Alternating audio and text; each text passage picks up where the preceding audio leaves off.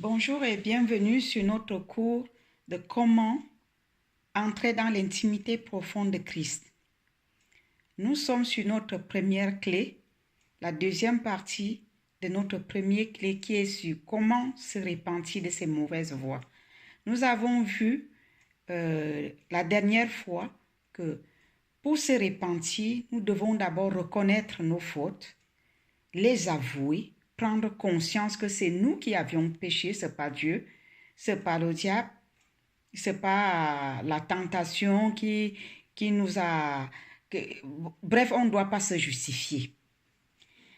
Et aujourd'hui, nous allons voir comment se détourner, c'est-à-dire comment abandonner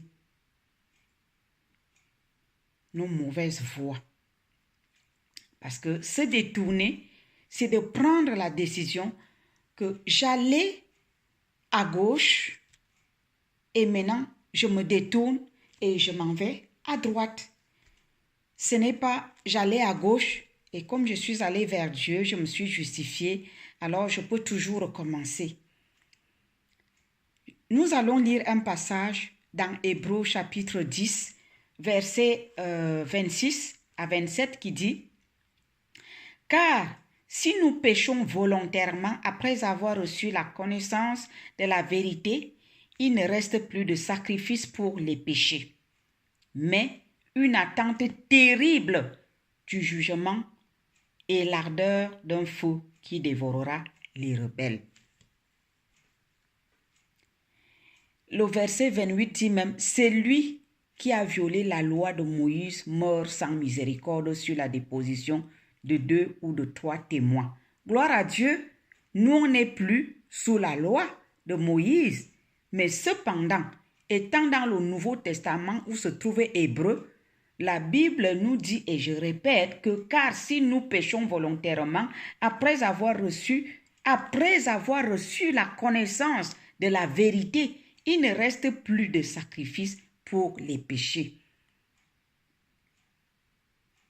Jésus-Christ est la vérité. Nous l'avions connu. Et si nous le connaissons et nous continuons à marcher sur nos mauvaises voies en disant « Oh, Christ m'a justifié », beaucoup ont l'art de citer Romains 8,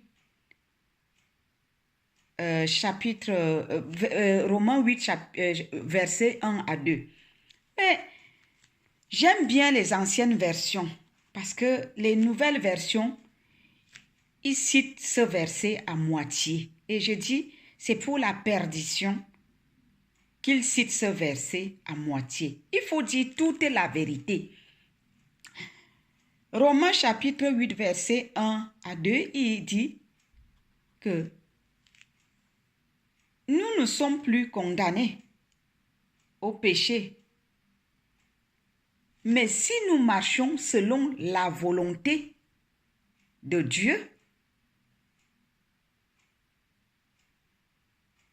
si nous ne marchons donc pas selon la volonté de Dieu, ça sera comment? Il n'y a plus de condamnation en ceux qui sont en Jésus-Christ. On s'arrête là. La Bible dit, il n'y a plus de condamnation en ceux qui marchent, en ceux qui sont en Jésus-Christ, qui marchent selon sa volonté. Si nous ne marchons pas selon sa volonté, est-ce que ce passage, ce verset biblique est valable pour nous? Non. Alors soyons vrais. Ne nous amusons pas avec notre salut. Nous pouvons perdre notre salut. La Bible dit que c'est la fin d'une chose qui compte. Ce n'est pas le commencement. On peut bien commencer et finir mal, mais ce ne sera pas notre cas. Nous refusons ça au nom de Jésus. C'est pour cela que le Seigneur a tenu à m'enseigner ce que je suis en train de vous transmettre. Parce qu'il ne m'a pas enseigné ça uniquement pour moi. Il m'a dit, je te donne toutes ces clés et tu iras les partager. Et c'est ce que je suis venu faire. En bon entendeur, salut. Que ceux qui ont les oreilles entendent ce que dit l'Esprit de Dieu. Ce n'est pas Ruth qui le dit, mais c'est le Dieu qui m'a envoyé, qui m'a enseigné, qui vous parle. Il dit, verset 27, nous sommes toujours dans Hébreux 10. Verset 27 dit, mais une attente terrible du jugement et l'ardeur d'un feu qui dévorera les rebelles. Ne soyons pas rebelles. Le Seigneur appelle rebelles tous ceux-là qui entendent sa voix et continuent à marcher sur leurs anciennes voies, sur leurs mauvaises voies. Mais si tu entends la voix du Seigneur, même si tu avais tué, tu avais volé, tu avais forniqué, tu avais commis l'adultère, tu avais fraudé, tu avais je ne sais pas quoi, quel péché, et qu'aujourd'hui, après avoir entendu ce message, tu rentres en toi-même devant la face du Seigneur, tu dis, Seigneur, pardonne-moi, je décide de me détourner de mes mauvaises voies. J'ai tant menti, j'ai tant volé, j'ai tant fraudé. Maintenant, j'ai compris que tu ne me condamnes pas, tu ne me juges pas, mais tu veux que je me détourne de ma méchanceté, de mes mauvaises voies. Alors j'ai pris la décision. Cependant, je ne suis pas capable, ô Père. Saint-Esprit de Dieu, aide-moi. Père éternel, rends-moi capable de me détourner de ce péché. Si tu le dis du fond de ton cœur, sincèrement, Dieu est celui qui voit une fourmi noire sur une pierre noire, ce que ton œil et mon œil ne peuvent voir. Alors, il connaît l'état de ton cœur, il connaît le degré de ta repentance, si tu es vrai ou si tu t'amuses. Et si tu es vrai, le Saint-Esprit qui nous a été donné viendra te consoler dans ce péché. Il va t'aider, il va te donner la force de sortir de là et tu vas glorifier le nom du Seigneur comme David. Tu vas glorifier Dieu, tu seras content, tu seras... D'ailleurs, ça donne une énorme joie quand tu réalises que telle chose te traumatisait. Tu vivais dans le péché et que maintenant tu ne peux plus. Tu as pris conscience, le Seigneur t'a aidé parce que tu as tout avoué et maintenant tu ne peux plus. Ça te rend heureux. Amen. Prenons la décision de nous détourner de nos mauvaises voies. Se détourner, ce n'est pas entrer dans le péché, sortir, revenir. Si vous faites ça, vous vous condamnez vous-même. Ne le faites plus. On a fait ça beaucoup de fois, nous tous, y compris moi qui vous parle.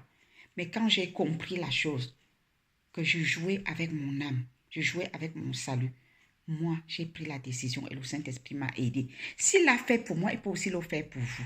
Beaucoup disent qu'il n'y a plus de condamnation en ceux qui vivent, en ceux qui sont en Jésus-Christ.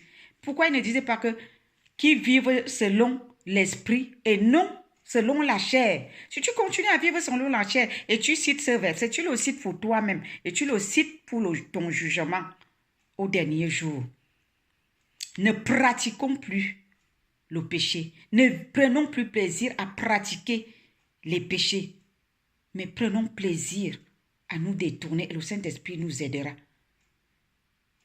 Si vous allez pécher, vous revenez dire au Seigneur, j'ai péché, pardonne-moi, il vous pardonne, vous recommencez, vous faites le jeu là, le va-et-vient. Vous ne faites pas le va-et-vient là pour quelqu'un, vous allez le faire pour vous-même. Vous mettez Jésus à la croix pour la deuxième fois. Dieu ne pardonne pas ceux qui pratiquent. Il pardonne ceux qui tombent dans le péché.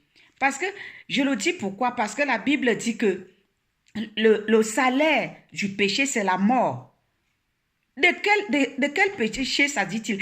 La Bible ne se contrarie pas en disant que répentez-vous, je ne vous veux pas la mort. En même temps, elle dit que si tu paies, tu meurs. Pourquoi? C'est ceux qui pratiquent le péché qui meurent dans leur péché. Mais si tu tombes dans le péché et que tu te répands, tu demandes au Saint-Esprit, Dieu te pardonne, tu ne meurs pas dans le péché. Que le Seigneur vous bénisse, qu'il nous donne la force de sortir de notre pratique de péché et de rentrer dans la repentance pour entrer dans son intimité et vivre le confort à ses pieds. Soyez bénis au nom de Jésus. Amen.